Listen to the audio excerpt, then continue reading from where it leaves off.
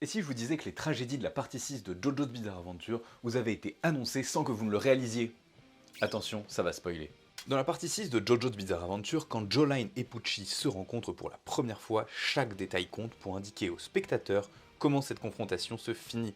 Dans cette première séquence, on aperçoit la main de Jolene alors qu'elle suggère de frapper Pucci. Ces quelques frames ne sont pas présentes dans les planches originales de Hirohiko Araki. C'est en effet un message subliminal du studio David Productions qui nous prépare inconsciemment à un combat impliquant Jolene. Un autre indice apparaît lorsque Jolene entre à l'intérieur de la cour de la prison. L'écharpe rouge est un indice subtil mais puissant symbolisant le sang. La scène où Jolene passe derrière ces deux bandes rouges est un symbole fort qui montre qu'elle se fera tirer dessus plus tard à 2 reprises. Elles sont une métaphore visuelle de sa blessure imminente, alors qu'on pourrait s'attendre à voir Savage Garden. Avec ces détails, David Productions construit une tension invisible qui expose la scène finale. Chaque frame, aussi bref soit-elle, a un rôle bien défini.